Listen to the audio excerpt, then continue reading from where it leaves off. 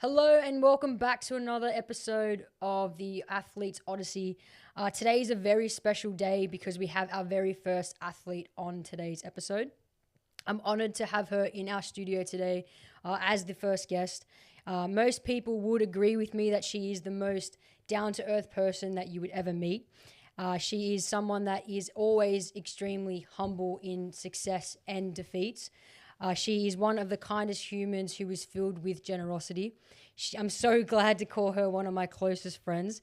And she is someone that has played over 10 seasons in the A-League, Women's W League, now called the A-League, and still continuing to play on to her 11th season. She has been in the professional game since of the age of 14. She has also represented our country in the Young Matildas. She has played for clubs such as Sydney FC, Canberra United, and Western Sydney Wanderers. She's the captain of the New South Wales NPL 1 Giants, Macarthur Rams, back-to-back champions, and the number one goalkeeper of the Western Sydney Wanderers. Welcome to the show, Sham Khamis. Thank you for having me on board. It's an absolute pleasure. Thank you for coming. I appreciate you. I do. So I just want to address the little elephant in the room, your shoulder, because you have a sling on, and it's a pretty hefty sling you've got on there. So tell us firstly. Let's address that before we get straight into it. What's been going on? What has happened? Yeah, I guess after the season I had with the Wanderers, it was a reoccurring shoulder injury. I kept dislocating it, one too many times, I think. And I had good discussions with the medical team, and we came to the conclusion that at the end of the season, it was a good idea.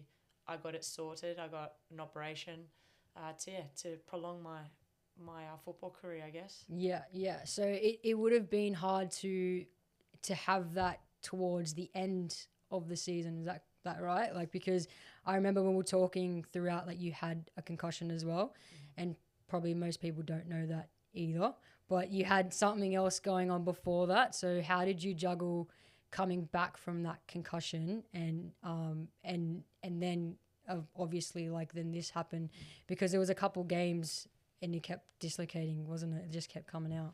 Yeah, so it's been one thing that, occasionally would come out. Yeah. But then unfortunately there was one game, it was a Sydney derby, where I was in a one-on-one and it actually got kicked out of its socket, and I think that did the most damage there. So yeah, after that it was just management and trying to get it to the end of the season, really.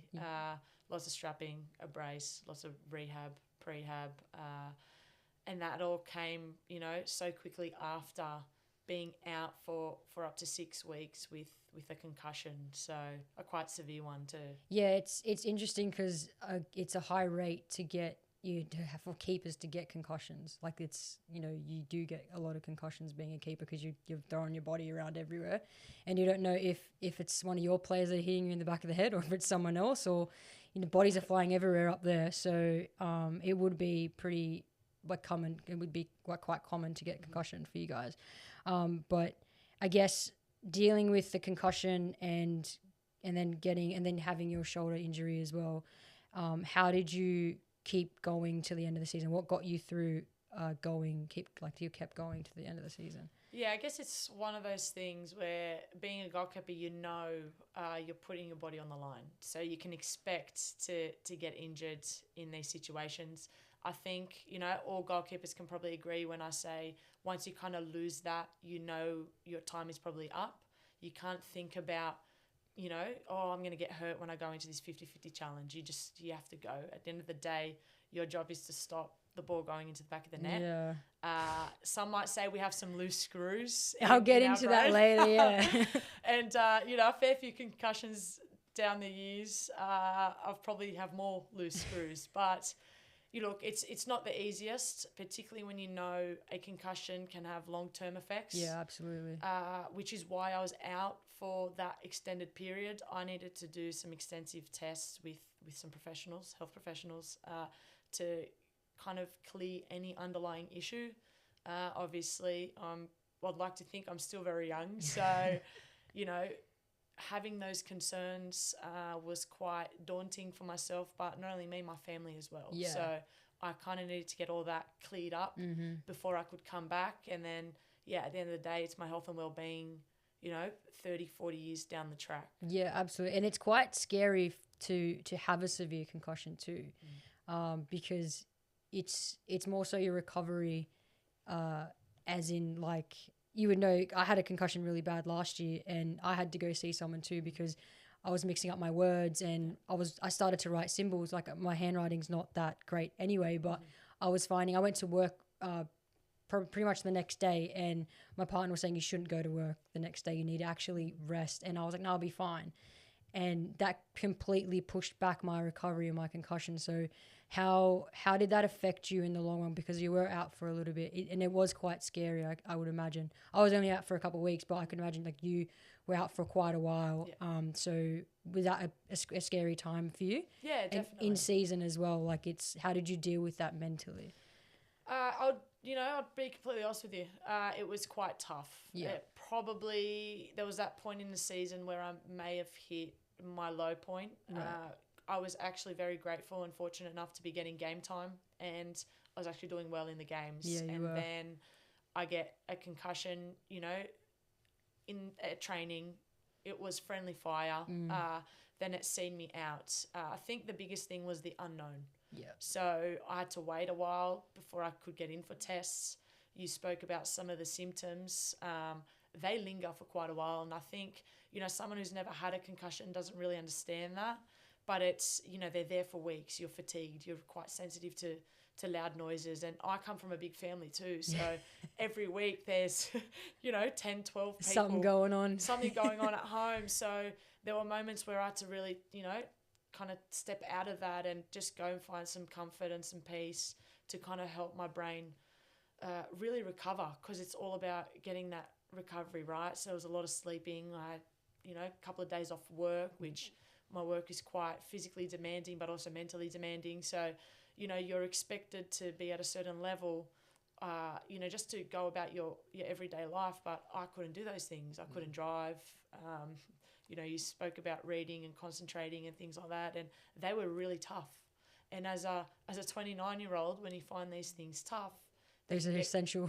Yeah, definitely, and you can get quite concerned over them. So, waiting for the test results, doing the tests, I was very nervous doing some of these assessments that I was given to do. You've always have in the back of your mind, when you've done well, when you haven't done well. So that whole time I thought, well, oh no, I've failed the most simple, mathematics or English and these sort of things. So, yeah, it can get quite tricky, quite mentally, draining, and you're quite worried. But I guess I also come from a family that's very supportive and was there for me the whole time, which I think is quite key and one of the reasons why I was able to find my way back up from that period. Yeah, that's amazing. And you do have such a big family and an amazing family too. So you definitely you would have had all the support that you needed, which is great. And I'm happy that you're now fit and healthy until this injury. But yeah, I know you'll bounce back from this. And so you're obviously not playing in the MPL here. And how are you dealing with that? Like in a mind frame of, you've now got surgery and the next, 6 months, it looks a bit different than normal, because A-League players would go from playing A-League, and then most players, if they don't go overseas, they'll jump back into NPL here, so the local league. And you don't really get much time off. So how are you dealing with not playing this year, and how is that affecting you mentally as well? It's also another challenge, right? I'm not going to sugarcoat it. It's not an easy road for any athlete. You're always going to come up against hurdles or obstacles that come your way, and injuries is part of the game. The severity of this injury, it's quite large, but the way I see it is the decision that I made to get this operation done is hopefully going to prolong my season by 2-3 years. If I didn't get this shoulder done, it would have been reoccurring. You mentioned, obviously, I play for Macarthur Rams. It's a big part of my footballing life. It's my junior club, so it's somewhere I always wanted to play. Did I want to go back to them not at my 100%? I felt like, I owe the club, and it's not in me to not give 100% when I step over the pitch or, I'm at training, I give it everything. And the fact that I couldn't do that, and subconsciously I knew that I am one dive or one throw away from dislocating it. It wasn't fair for my team or my club. So I made the decision to not play this season and to get this shoulder right, because then I know years down the track, given the opportunity to play for Rams again or signing another A-League contract, then I'm at my fittest, I'm at my strongest, and there isn't any injury in the background that might hinder my opportunity to perform at my best. Yeah, and that it's a good point that you say, like, you used a bit of discipline and you had to make the decision to obviously prolong your career for another couple of years. And I think as athletes we are quite stubborn. And if you agree, like, I think all athletes are stubborn because they just want to keep playing. And I guess it takes a lot of discipline to make that decision to actually take a step back and listen to our bodies and for them to move forward in our career. So why do you think it's so hard for athletes to actually make that decision? Well, I guess it comes down to, you train most of your life. You put in so much time and effort into, becoming a professional or specialising in a certain area, like myself being a goalkeeper. When you get to a point where that's halted because you're injured, it kind of takes a bit of you away. Yeah. I'm always someone who's quite busy and I've always got something on. The fact that now, I'm off work, I'm not playing, I've got so much time, I don't know what to do. Yeah, it's a fear, isn't it? Yeah, and you train so hard to be rewarded with a game. Yeah. You're part of a team. We play a team sport because we love being in and amongst our mates, kicking a ball. There's that social aspect. There's that growing aspect. Yeah. Some athletes don't get that for extended periods. They're instead of being at training in and amongst a team, you're on your own doing rehab. It's sometimes monotonous. It's sometimes lonely, and it's difficult for athletes. Which is why I think when an athlete goes through rehab, it's quite important they stick around or are still involved with the team as much as they can, or they've got their football friends or their family that is around them, because later on down the track, I know I'm fine now, but in 2-3 months when I'm seeing all my mates kick a ball or they're winning games, that winning feeling, that team mentality, you're missing all of that. And all you want to do is just step on the pitch and be involved and being part of that. Yeah. So it's important to be around your team and be around your friends, because you do need that support. And I guess it's more so it's different from getting an injury that it was an accident or it just happened, to then actually making the decision to, no, I actually need to do this. And I think that's a lot of athletes struggle with. If I got injured, then I got injured, so I need to do this. I have to do it because I need my ankle better or my shoulder better. Like I need to do this. But when it comes to, I have to do this, it's a little bit harder because you just want to keep playing. And knowing that you have that choice, I think is very difficult to make a decision to be like, no, I can take this season off. I should take this season off. So it is a little bit hard. And so when did you make this decision to take the season off in NPL? Honestly, it probably came a couple of weeks before the season ended. In for Wanderers? Yeah, for Wanderers. Yeah. So I've probably prolonged this injury for a couple of years. It amazes me that I've managed it for this long, but it did get to a point where every time I did do it, the recovery to get back and the pain that I was in was too high that it started to affect my everyday life. Right. That I would struggle at work. I mentioned just quickly before that my job's really physically demanding.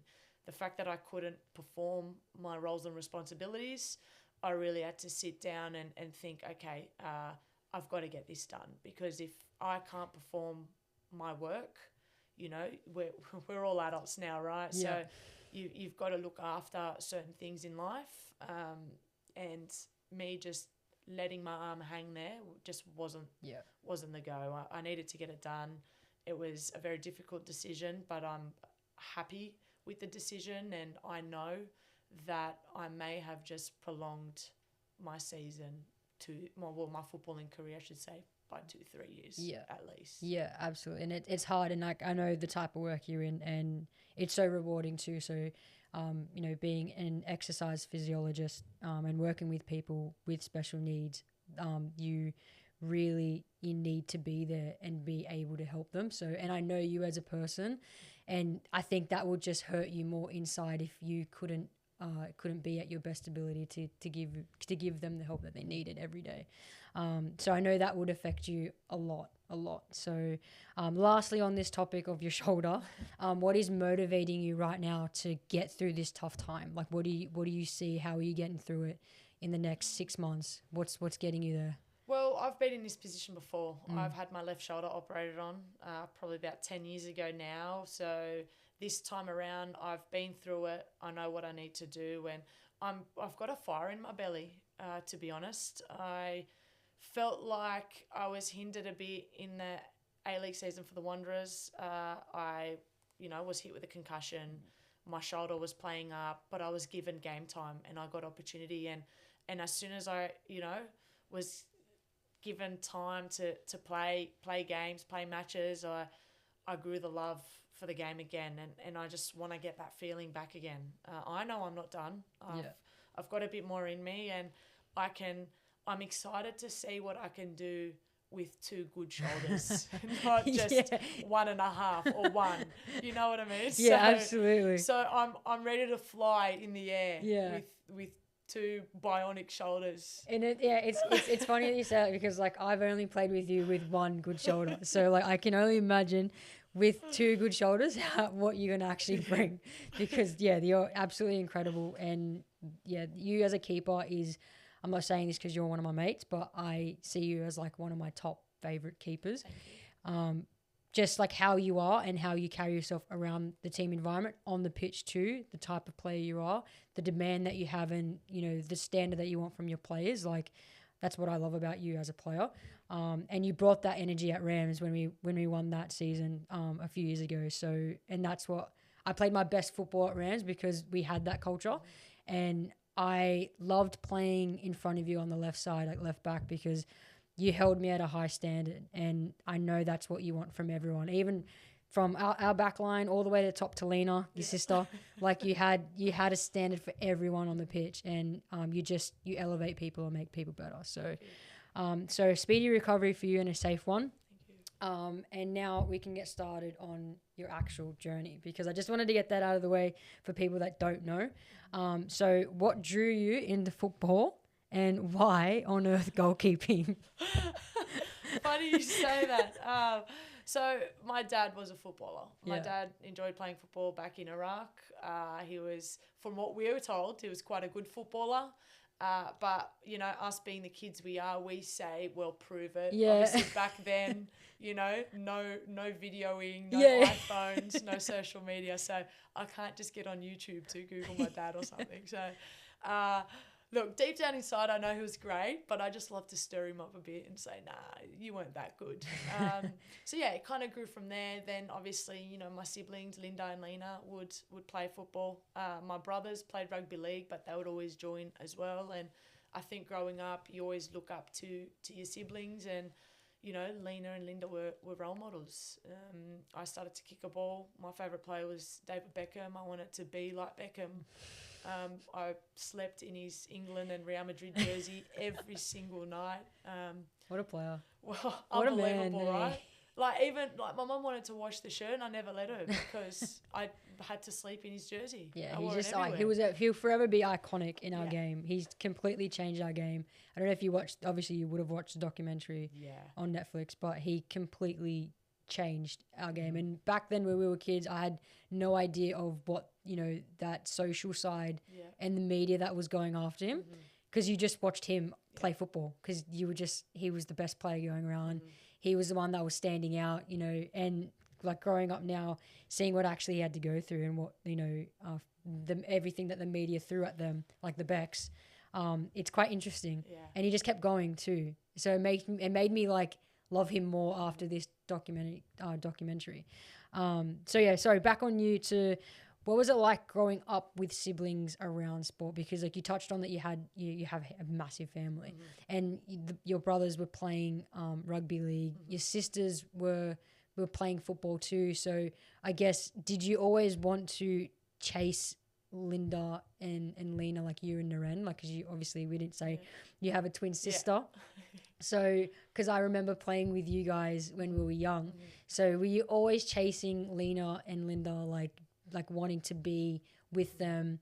You know, what was that like growing to as them being your role models? Yeah, I guess, you always look up to them, right? And I wanted to play football. I felt like it was in our blood. Yeah. There was always a football around. I think every Christmas list, I wanted a jersey and I wanted a football. Never gloves. That comes later on down the track, but and I will never forget one of my birthdays, we got a big goal. You know, the netted goals? Yeah, yeah. We were using a trampoline before. I'm sure you would have done that in your time as well. So we got a big goal and I was just outside all the time. We were whatever season it was, that's the sport we played. Right. Mainly football, but, come summertime, we were cricketers, we were tennis players, we were basketballers. Wintertime, we were footballers, rugby league players, netballers. And that's the best memories of being a kid, right? Of course. Like it was back then you could play any sport and you'd be happy because you were so young. Yeah. Like you'd be happy doing anything because you were outside. Yeah. Were you just quickly on the trampoline, were you the keeper on the trampoline? And is everyone kicking balls at you and you were diving? No, I hated it. If I'm being honest with you, Kylo, I despised the position. It was, I get into my first rep team at MacArthur Rams, age of 12. We had no goalkeepers. Who wants to jump in goals? Yeah, no one ever. at that age, yeah. Up until, you get a bit older, 14, 15, you're looking at keepers rotating. Well, the team rotates. Right now, my niece, it was her week to rotate last week to get in goals. So it was a bit like that until Linda, my older sister, mentioned to my coach that, Sham's got, somewhat good hand-eye coordination. Yeah. And then I was like, Linda, what are you doing? Why did you say that? They stuck me in goals. I was rotating with another player. And then every time it was my half to get in goals, I think I cried. No, I think I did cry. And the other keeper with me got injured for 6 weeks. Oh, just your luck, right? And you cried every game? My luck. Every game. As Linda drove me to my game on a Sunday morning at like 8 a.m, I cried. And so I didn't want to go in. It wasn't until I started goalkeeper training and then I actually started futsal. Yeah, how good was futsal when we were younger? Yes, that's where I kind of grew. Futsal was massive when we were younger. Huge. And it was the thing to do. And I think that's where I started loving the position. And then, certain attributes of mine, was no longer fitting for a player and I got stuck in goals and it was a position where, everyone was like, you're somewhat okay at it. So stick by it and I did and, you fell in love with it. 15 years down the track, I'm still a goalkeeper. And here I am. And here I am with one arm. That's so funny. But it's a good story because we don't really hear about how, keepers just get thrown in because there's not one kid I know out there that I like even coaching now. I want to be a keeper. I want to, it's not that. It's I want to be a Messi. I want to be a Ronaldo. I want to be a Sam Kerr. I want to be Alex Morgan. It's like it's all these players, and so it's interesting to hear that how you got into it because you kind of one of those kids that just got thrown into it, and you're like one of the best keepers going around. So it's like it's so fine now. It's completely so fine. But so we've spoken about you touched on like how you got into reps. So you obviously were playing at Rams when you were really young, when you started with 12 years old playing reps. And how did you manage, because you started playing professional at a young age, you were in a professional environment from the age of 14. So how did you get from Rams and then get into the professional environment at the club that you're at the time? Would you like to share the news? Yeah. So I was at Rams for a couple of years, and then unfortunately there was a period where I didn't make the 14s team, and I had to go back to club level. I got cut was the word when you trialled. You got cut. Yeah, you got cut back then. Yeah. So I got cut, and I started to play club level, and then MacArthur Rams under 16s, the coach called my sister and he said, we need a goalkeeper. I was 14 at the time, and they're like, Sham, Sham, what do you want to do? I was quite obviously upset that I didn't make it, but I thought to myself, well, you know what? I'm ready to prove a point here. So I kind of said, yeah, all right, I'm going to do it. I was a 14-year-old playing in under 16s. Big jump. And then after that, it was Linda again asked me, there was open trials for New South Wales. Why is it always Linda? Linda. I've got to probably dedicate my whole footballing career. So Shout out, Linda. Shout out to you. And she goes, oh, there's open trials for New South Wales. I said, no, I don't want to do it. I'm not ready. I don't think I'm good enough. And the big sister she goes, Sham, what do you have to lose? I said, you know what? You're right. So she took me to the trial, and I don't know how I got in. Maybe it was my loud voice, but not sure how that happens, but I got in, I gave it my all, and I think that's probably a good point to make is, go in with no fear, give it your best. You give it your best, they can turn around and say no, but that's okay. I learnt lessons, I gained experience. Yep. I will come back stronger as a player. I dug myself deep into the ocean, could barely swim, but I survived, right? So I made the most of it. I trialled, I got in, and then I was part of what we call Project 22. Yeah, is what Project Institute 22, is now. yeah. So I was in Project 22, and then Alan Stajic was the NSWIS coach at the time. He would always, recruit or scout younger players each year, and I was one of the lucky ones that got in, myself and a couple others, your Nat Tobins, Lizzie Ralston was there as well. We got selected to be part of NSWIS. We got scholarships for that. And then as you're part of NSWIS turns into, so during the year you're NSWIS, and then at the end of the year when it was the W League at the time, it became split into Sydney FC and Central Coast Mariners. Yeah. So that's how I got there, and that was probably about 14 years old. I got into NSWIS and then was in and amongst Sydney FC at the time. It's an incredible start because you were 14 and because of Linda, you just went on this trial and you got in, and you, like you said, you had like no fear, just go in and try your best and give it your all. And knowing you, when you have a point to prove as well, is you have like another, is it an alter ego you would say? Just probably like just, Sham's on, she's on, like, so I know probably 14-year-old Sham, if I know, this Sham now, it would have been the same Sham, like, yeah, I got a point to prove, like, let's go, like, I'm ready for it. And you would have given everything. So credit to you for giving it your all and actually getting in. And for like, just touching quickly, for the viewers and the youth that don't know what Project 22 is and Swiss, can you like touch on that? Because I was never selected for Project 22 or NSWIS, but I knew I was like obviously with Alana and Alex, and all those girls that were in your NSWIS program. It was quite selective, and if we're going to talk cutthroat, like that was probably like the NSWIS program was probably the most cutthroat thing you could be a part of. And I think that it definitely built different athletes, didn't it? Yeah, so certainly. Being a part of that environment, what was that like, just quickly? And like you're touching up on it, what it was. Yeah. So, well, firstly, Project 22 was what you would probably say is Football New South Wales Institute now. Project 22 was like in the year 2022, my age group would be the ones in the Matildas. Yeah, for that World Cup. Which is what you had kind of seen. Which was the previous World Cup that we just had. Yeah. So that's what you were looking at. We were all in our prime.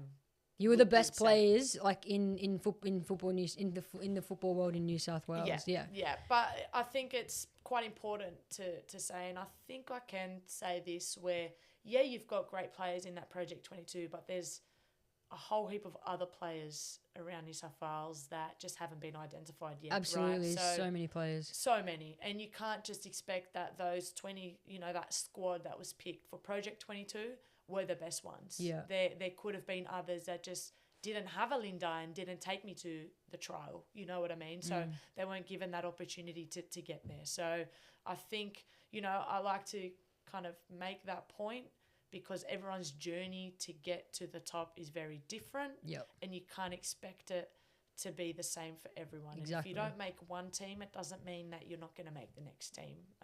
You know, Lena is a perfect example. Did not make any New South Wales teams until she was 18. Whereas for myself, I made younger squads, whereas the bigger squad I didn't make. So the journey for every athlete's different. You can still get there. You can still make it. It's all about your mentality, your discipline, and how resilient you really are. Yeah, absolutely. And it's also like the opportunities as well. There's a lot more opportunities for youth now. Yeah. And like you said, it was a different time from when Lena and Linda were around and then to you. So it was great that they brought in that Project 22. Mm-hmm. I think Anne Swiss was around when was Lena part of Anne Swiss. So it was like that was her kind of generation. And then as we started to get older in our like late teens, early 20s, and Anne Swiss kind of faded out a bit. Yeah. So Anne Swiss faded when I was 18. We were the last year. Yeah. So Anne Swiss at the start was older group, younger group. So it was a mixture. So, and it was the best of Australia, wasn't it? Because most did move to New South Wales. Yeah, because it was essentially the only real program. There was that, and I think it was QAS. Yes. Queensland. Yes, Queensland had one too. So they're the two. So a lot of the rest of the players kind of merged into QAS or N-Swiss. Yes. So at 14, 15, 16, I was training with Heather Garriock. Yeah. Sarah Walsh. Yeah. Lisa Gilbert, some will remember. Danielle Brogan. Yeah, Kylie Brogues. Nedbrook. Yeah. Lena. These were quite like big name players. Big names. Yeah. And as a 14-year-old coming in, you're quite intimidated in an environment like this. But I think being in that environment is the reason why I am who I am today. Yeah. And some might think I come across as a tough person. You mentioned I have high expectations when I'm training and I'm playing. I think it came down to that environment and that culture. Yeah. It was difficult, yes, but I was resilient. I knew I developed the skills to be able to bounce back or to take constructive criticism.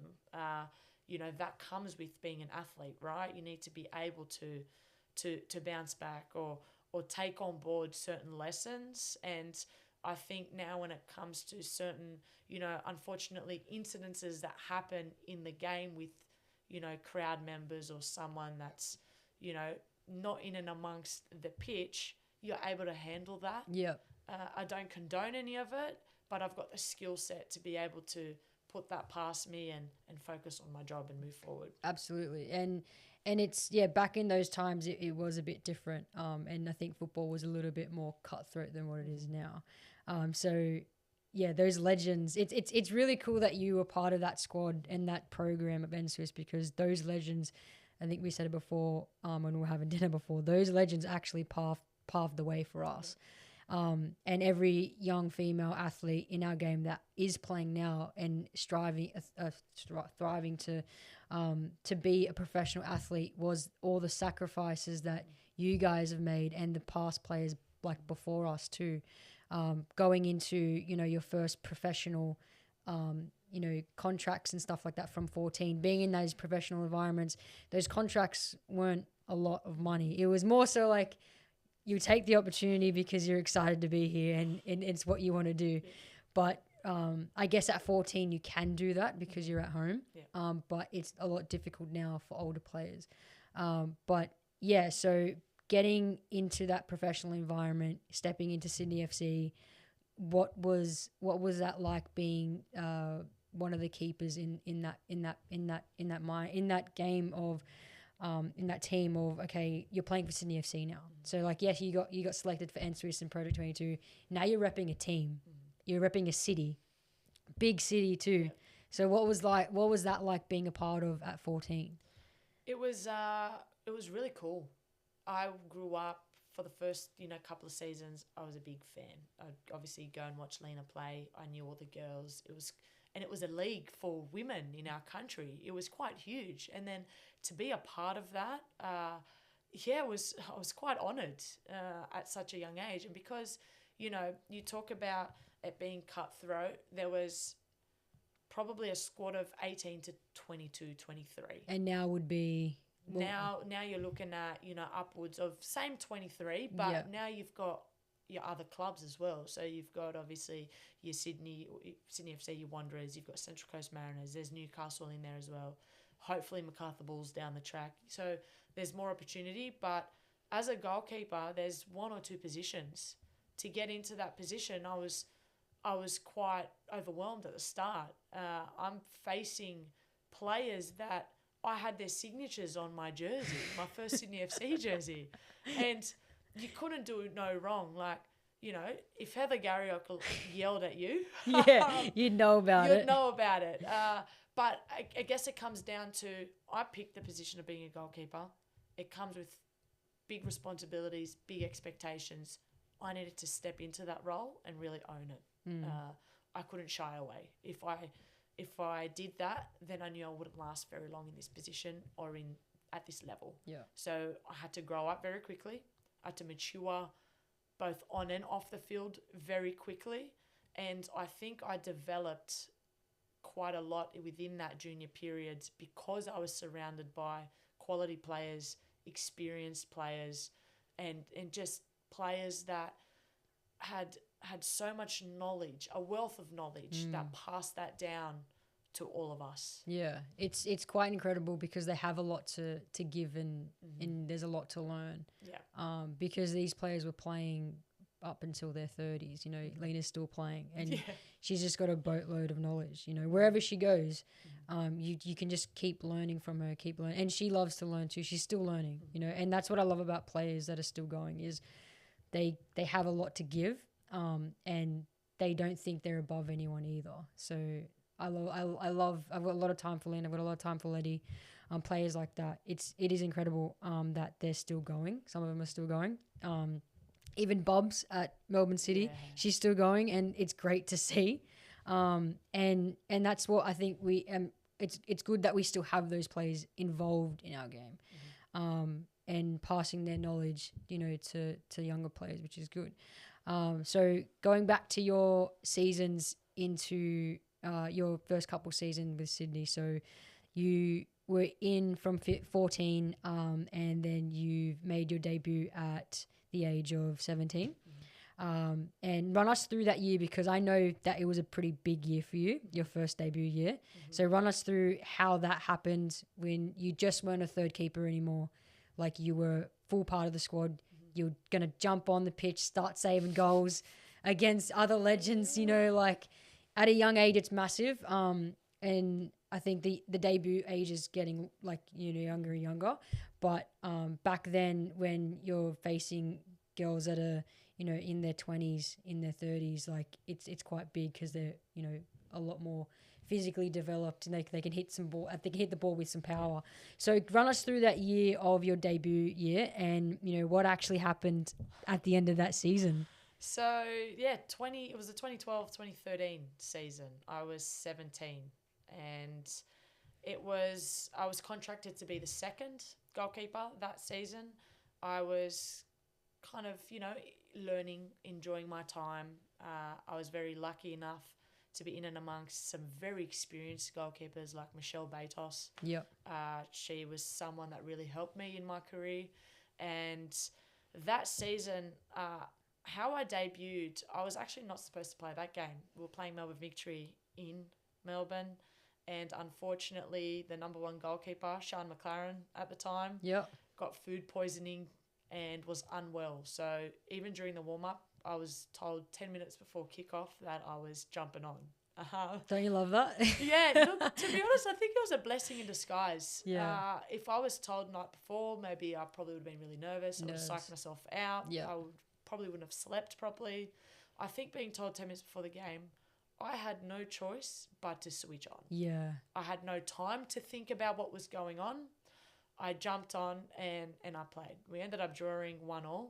Mind you, my memory is not the best. So the fact that I can remember this, it's a big thing in your career. So like it's something that I don't think you ever forget, because it's a special moment. Yeah. And that, like you said, I remember this, and it's good. So yeah, please keep going. Yeah, I jumped on. I played.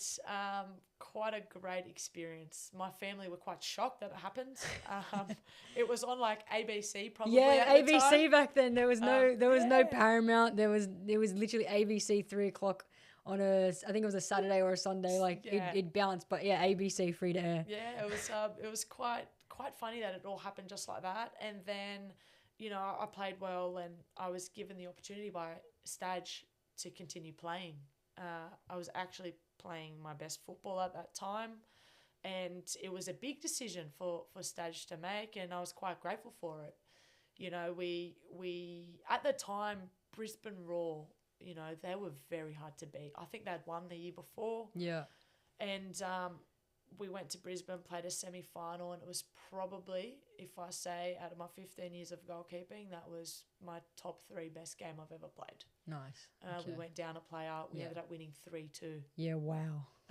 In Brisbane, so that was huge. That's a massive result. If anyone doesn't know football, then playing away is obviously massive, and playing a player down is even bigger, and then winning a game away, man down, that is huge. Massive. That is huge. So, we made the final, and we went down to Amy Park, and we are coming up against Melbourne Victory, who I debuted against that year. We ended up winning 3-1. Yeah. I'll never forget, Sam Kerr did the backflip. We were playing against Jess Fishlock. Bree Davey was the goalkeeper at the time, who now plays AFLW. Yeah.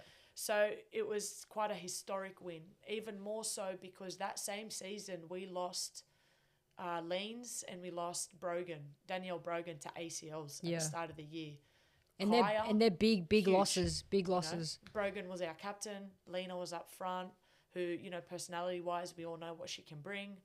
Kaya Simon was in and amongst that team. So quite a very, talented squad that I was very fortunate to be a part of, and to debut that same season and then to top it off with a trophy at the end was very, 3 days before my birthday. I wasn't allowed to join in on the celebrations. 3 days. 3 days. But no, it was quite special, and it's something that, is held really close to my heart, and I still have that medallion at home, hanging. It's quite special. It's like every debutante's dream, obviously, to when you debut, you're like, I wish, how good would it be to win something that first year.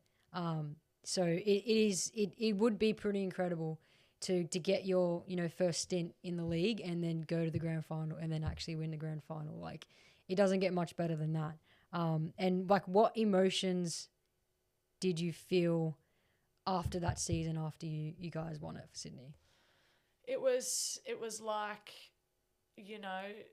I can do anything. Yeah. I have the potential to do anything. If I've just proven this, any doubt that I had previously, and, being an athlete, some go through doubts and whether they're good enough, particularly as a goalkeeper as well. It can be a very hard and daunting, even lonely position to be in. So the fact that I was able to go through that and do what I did, it sparked me, and I said, oh, you know what, this can be done. I can continue, and I'm good enough to play at this level and to achieve more. Yeah. I'm very, very grateful for the career I've had so far, and I continue, I wish I can continue to not only make a difference, but to eventually finish up on the biggest high I can. Yeah, no, that's awesome, and it's incredible that you did that in your first year, and with football as well, it takes you places. It really does. If it's around Australia, domestic, or if it's international, and obviously you played with the Young Matildas, so it's taken you some places too. And where has football taken you in your career? Around the world, I'd say. With that winning Sydney FC season, I think, we went and played the AFC, the club championship. So I came up against Chelsea. We came up against a South American team, Colo Colo. We played some Asian teams. So we're playing the best teams around the world. We met different players. You do the usual swap your jerseys. Yeah. I was lucky enough to go to China and Vietnam for China for the young Matildas, Vietnam for the junior Matildas. So I've not only met some really, really good friends, lifetime friends around the country, around the state, but I've also met some fantastic people around the world. Yeah. Big mention, Rachel Corsie, Scotland captain. She incredible. The fact that our league can bring such calibre of players, your Jess Fishlocks, your Jodie Taylors, to our game here in Australia, you not only put us on the map across the world, but you also then start to learn off them. And that's where it brings other opportunities of playing overseas, which, is something I haven't done, but it's something that I, want to do in the next couple of years. Yeah, of course. You travel places, you meet new people, you meet lifelong friends. It's all a part of football, and I think that's why it's hard for athletes to let go when it comes to their time towards the end of their season. Yeah, and it's careers. Yeah, it's hard because it's like it's all we know, and it's hard to. I know some athletes like they struggle to find the other side of football, and I think that's where a lot have mental health issues after football is because they don't know anything else and they really struggle to find a career that they enjoy outside of football, or they don't know how to be social outside of football. So it's incredible, and it's I love football for that reason, that you get to meet a lot of people and know and learn from them how they deal with things. So you kind of build this community around you build this community around football, people that you've met, and get their experience and learn from them of how and how to get through tough times. So I think football does take you places and you meet a lot of people, which is it's amazing. You have lifelong friends around the world. I still speak to you mentioned Michelle Bados from Sydney. She's American. You played with Jazz as well, Spencer. Yep. So I still speak to Jazz, and it's just I've known Jazz since I was 19. So it's just those people that you meet along the way. You don't stop talking to. So you do meet lifelong friends, and I've learned a lot from Jazz too as a person, because I was with her when I was really young. So and you kind of gravitate to the people that you know internally that they're good for you, and how much you can learn from them too. So it's great that you had Michelle around your first couple of years, because she is a great person. And so what I want to touch on next is selections. We touched on it before. It's really hard, and people don't understand selections for keepers, because it's not like we have, it's not like fullbacks or wingers. There's two of two on the pitch. Selections for keepers is pretty cutthroat. So can you touch on that a little bit, and the type of mind frame going into selections and the mental prep, in that scene? Yeah, it's a quite a funny dynamic. So if you've been in and around goalkeepers, you hear the word GK union. Yeah. So it's obviously yourself, or if you're the goalkeeper, another goalkeeper, and a third, even a fourth potentially, that are in and around. So you are generally isolated quite a lot at training, and you spend a lot of time together. We all know that one out of the main two is going to play. Yeah. When you're training, you want to make sure that they're performing at their best and you're performing at your best. You want to both be trading. So the quality of the session or the intensity of the session is very important. Now, at the end of the day, there's a number one and there's a number two. Now, it's funny you bring up what it's like mentally, because it's kind of works both ways. You want to push for that number one spot. Say you don't get it, you want your fellow goalkeeper to do their best. When your fellow goalkeeper is performing and your team is winning, it is good for the team and the season. You're winning. You're getting higher up the ladder. You're getting closer to finals. When they're playing well, you're happy in that aspect. But deep down, you know that the better they play, the further you are away from the pitch. Yeah. So it's like bittersweet here. Yeah. When your team wins and your fellow goalkeeper's performing, it's great in that aspect, but it means you're not getting game time. Yeah. So this is where a lot of goalkeepers that are in that second position, which I have been in quite a lot, sometimes fall.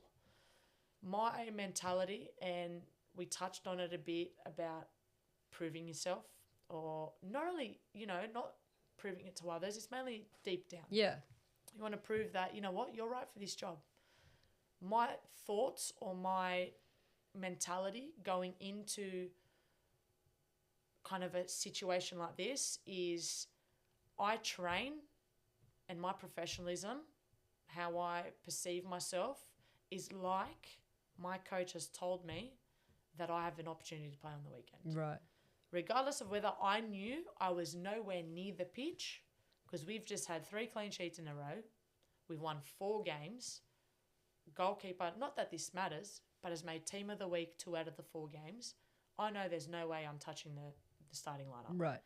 But my mentality going in each and every week, without a doubt, is you work hard this week, Sham, you're going to start. Even when I knew I wasn't. You have to tell yourself that. I go in Yeah. like I'm about to start. Yeah, absolutely. Because when I go in with that mentality, I try my best to bring the quality and the intensity of the session up. And when I'm training well, I know my fellow goalkeepers step it up as well. Yeah. When you see someone step up their game, you step up. Yeah, absolutely. So it's a healthy, competitive nature in and amongst your goalkeeping group.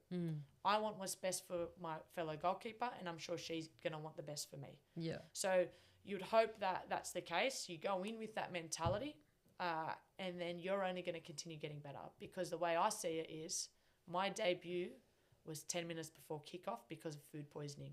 You never know what's going to happen. Absolutely, yeah. So I want to be best prepared for that opportunity, because when I do get that opportunity, I will grab it with both hands and I'll not let go. Yeah. Because I know as a goalkeeper, and this probably comes with, a bit of my trait, that once I have that in my hands and that position, I'm not letting go of it. Yeah. So good luck to you if you're going to push me out the way, if that makes sense. Yeah, and that's that mentality that I love about you as a keeper is like when you're on, you switch on. And that speaks about the player that you are.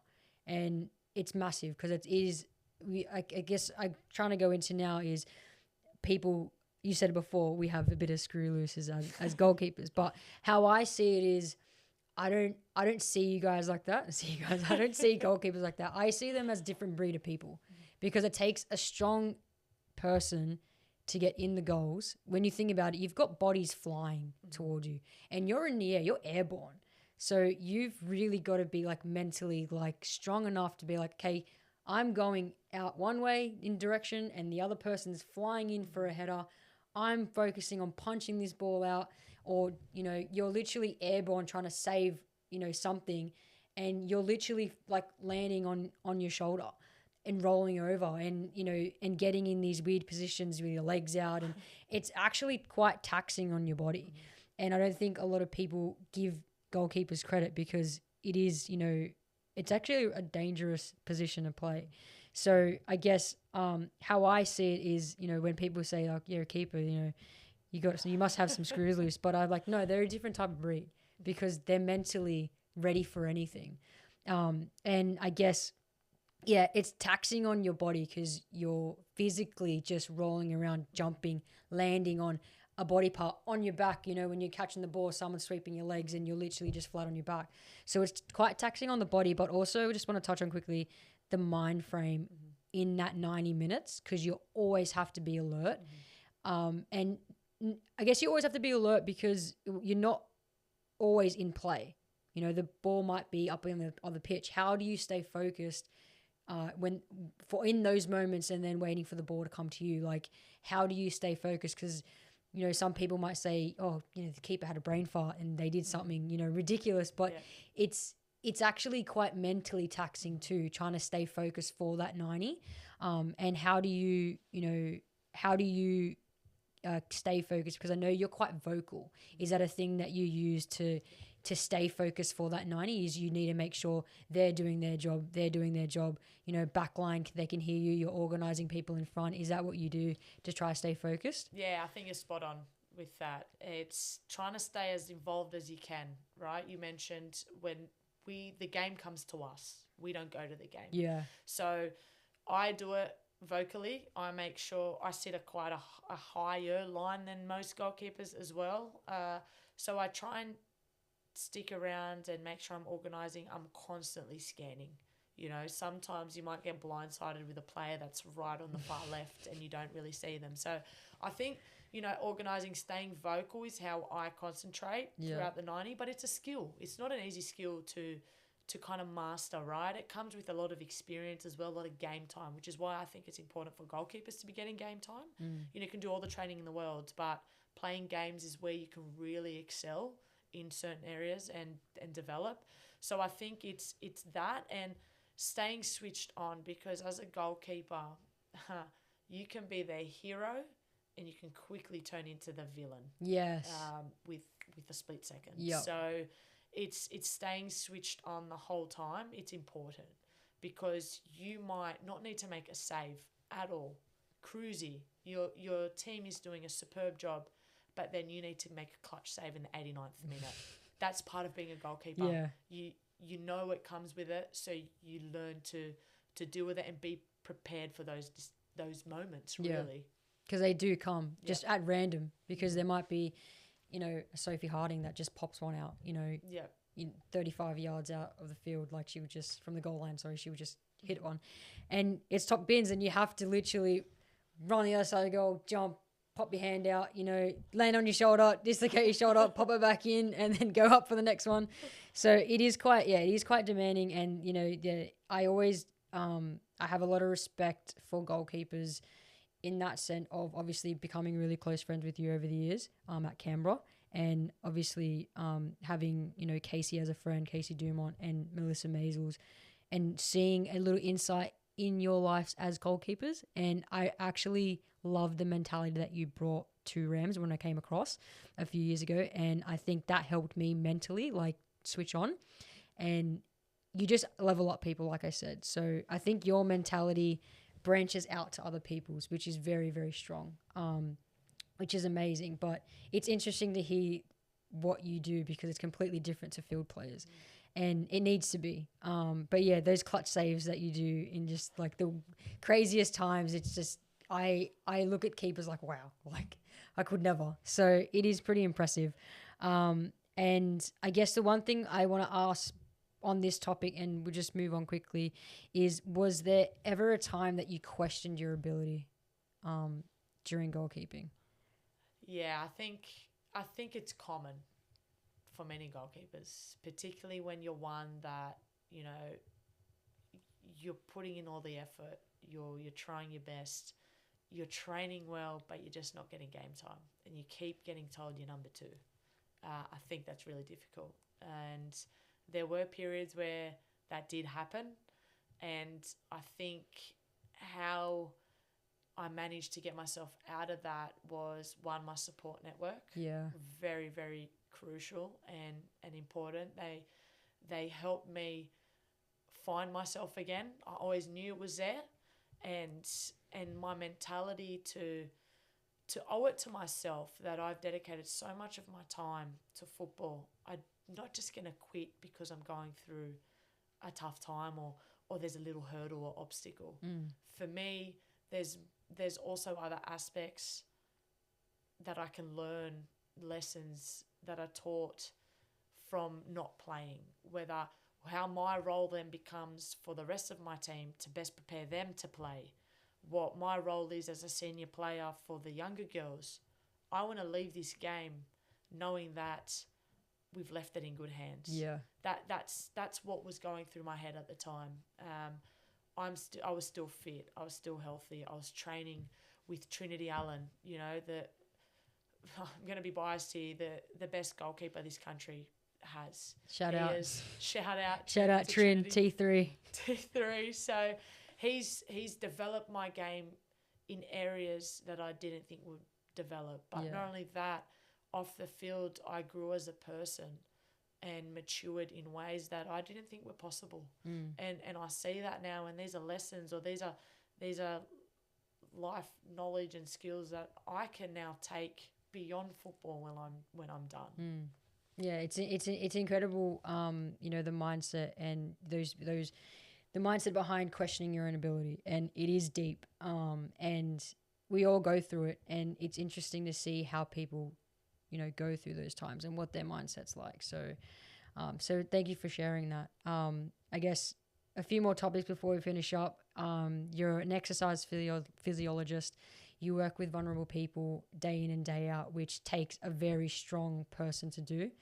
And I just wanted to just touch on it quickly. Like, what do you love about your job?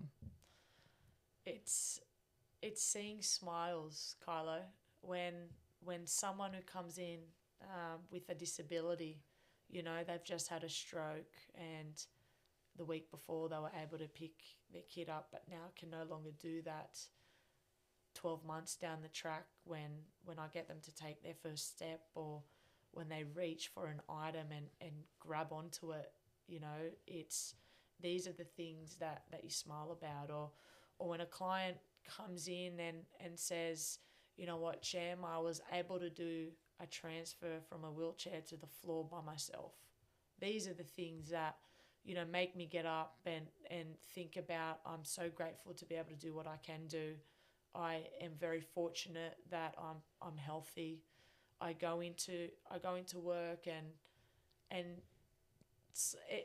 I put into perspective, why am I getting angry or upset over the littlest things when the people I work with have life-changing injuries. Yeah. Some been told they can never walk again, yet they still come in with a smile on their face and they give me the best version of themselves. So that's the reason, if they can do it and be able to do what they're doing with the limitations that they have, I've got no excuse, which is then why I've been able to link a bit of my work to then my football as well. Okay, I didn't play that week, or I didn't have the best training session. That is okay. There's another day. I'm still able to drive a car. I'm still able to walk. I'm still able to kick a ball, dive. So in terms of complaining and all these sorts of things, I'm very humbled in that aspect. Yeah. And seeing them be able to achieve their goals with what they've got is quite rewarding for me, very rewarding. Yeah, and you've been in it for a long time, haven't you? So how did you know that you wanted to get into, this industry? Like, how old were you? Were you fresh out of high school? Like, when did you decide that you wanted to be an exercise physiologist? I think probably towards the end of high school. Linda is an Linda, exercise physiologist. Linda again. Linda again. But I think I enjoy helping people. I enjoy the health industry, and I didn't really know what avenue I wanted to take until I went on, placement. Yeah. And I went into the neuro side of things, and that's where I loved it. I really enjoyed it. Working with people, individuals that, don't have a lot to work with, yet have greatest motivation and drive to be the best they can. It was certainly an area that I was interested in, and 4 years down the track, I'm still an exercise physiologist. I'm working in neuro, and I don't think it's an area that I'm going to leave for a while, because the interventions and the therapy for this certain area is expanding, and I can't wait to see what it has in store in the next 10 years. I want to be around for that. Yeah, there's technology and science is changing dramatically each day. So it's amazing that you work with these people day in and day out, and it speaks volumes of you helping vulnerable people every day. And I know that they are incredible people that need your help. So I know that they would be very grateful to see your smiling face every day and helping them. So it speaks volumes of you as a person outside of football. And it's great to see that you're doing something outside of football that gives you joy too. And it does put your mind in perspective of how much we do actually take for granted. So it's great to hear that your day job has kind of helped you look at other things outside of football in a different aspect, and like you say, you're so grateful for, which I think we all need to have that little self-reflection time to time, and all the time, really. So thank you for sharing a little bit of your day job with us. Obviously not right now, but hopefully your clients will be very happy to see you back very soon. So just quickly before we finish off, I'd like to say, thank you so much for coming on. If there's anything you'd like to say, lastly, please feel free to. I just want to ask again, what motivates you to be better than yesterday before we end up? We've got 2 more questions for you. What motivates me to be better? I think it's going to be my parents. My parents, I'm first generation here. My parents came from Iraq 45 years ago. Barely, no English. I'm not even going to say barely, no English at all. My dad had to leave school early because he went into the army. My mum wasn't given the opportunity to have a lot of schooling. So they came all the way to the other side of the world and they gave me this life. They gave me a home. They gave me food. I had an education. I was able to play football. So I think everything I do is to say thank you for giving me this opportunity. My dad wasn't able to play. In a way, it's like we're playing for him. My education side of things, my humbleness, being grateful, all comes from my mum. And it's like, you know what, Mum, you should be proud. I hope you're proud for what you had and the obstacle you were thrown at such a young age to come here and give us the life that we have. It's something very humbling and it's for them. Every time I see them smile, I smile. Every time I'm doing the best I can, I know I'm making them proud. So I guess that's my motivation. Probably a bit cliche, but I don't think a lot of, people or athletes, their stories are different, and I think my story is quite unique. So yeah, I'm very grateful for that. Absolutely, your story is very unique, and knowing your family, like it's a big shift from one country to another.